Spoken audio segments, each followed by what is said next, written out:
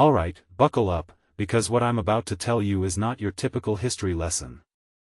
Imagine this: in 2017, a guy named Bruce Gilley drops a bombshell that sends shockwaves through academia.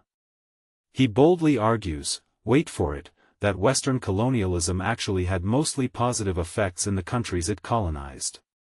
Yeah, you heard that right. Positive effects.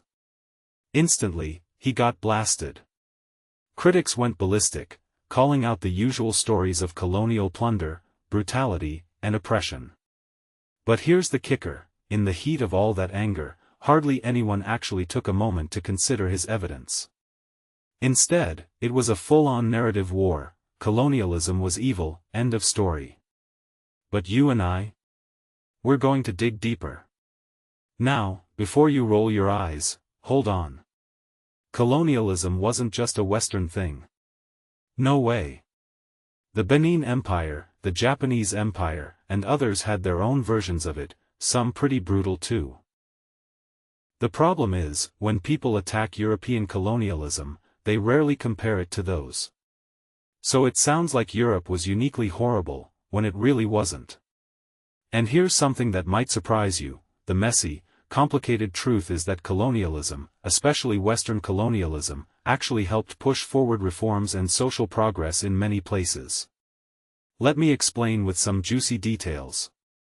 There was this huge study showing that countries with strong pre-colonial states, places where local rulers held tight control, are often less democratic today. Why? Because those states resisted European colonial influence, which ironically meant they missed out on the spread of liberal political ideas that came with European governance. So, in some cases, European colonial rule replaced these autocratic systems with institutions that laid the groundwork for more democracy. But here's the tricky part: Europeans weren't saints. They often ruled through local elites. Basically, co-opting existing power structures rather than smashing them. This system, called indirect rule, made their control cheaper and easier but slowed down real institutional change in the long run. Take Bornu, in northeastern Nigeria, for example. When the British left, Bornu had no modern civil service, no trained bureaucrats to run the country properly. Instead, they had a system based on tribal loyalties. Contrast that with places where European bureaucrats stuck around longer, helping build government departments. Those places tend to have better governance today. And then there's Botswana. Unlike Bornu, Botswana was able to take European expertise and training seriously, which helped it become one of Africa's success stories. A local expert, Amishadai Adu, sums it up well: colonial institutions could be real assets, if locals were given time and training before the Europeans left. You might be thinking, but what about poverty? Didn't colonialism trap people in poverty? Actually, no. Studies show regions with European-style property rights and legal systems do better economically than places without them. Namibia is a perfect example. Areas under direct colonial rule had more commercial farming and wealth than areas under local traditional land tenure systems. That's a pretty strong refutation of the colonialism entrenched poverty story. And here's a twist: missionaries, often seen as agents of colonialism, actually built schools that helped locals develop real skills.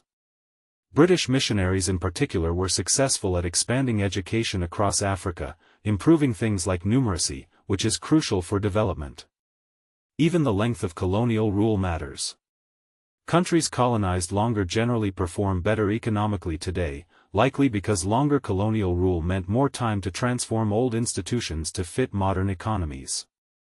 Now, let's talk about India.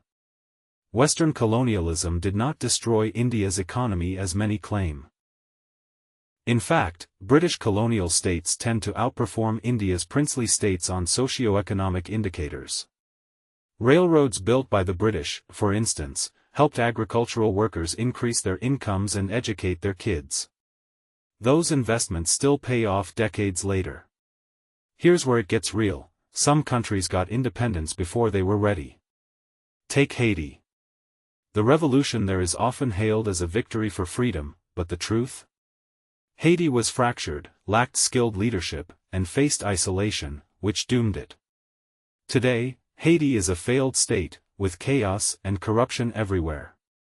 So maybe, just maybe, the idea of decolonization wasn't the miracle everyone hoped for. In fact, if some of these countries could have outsourced their governance to competent states, even temporarily, they might be in a way better place right now. So, what does all this mean? Well, colonialism wasn't some black and white story of pure evil. It was complicated, with real legacies that shaped the modern world in ways we're only beginning to fully understand. And Bruce Gilley? He forced us to confront that messy reality, even if many people still refuse to. And that's the kind of history lesson they don't teach you in school. But now, you know. If you found this eye-opening, hit that like button, and let's talk in the comments. What do you think about colonialism's legacy? Drop your thoughts below.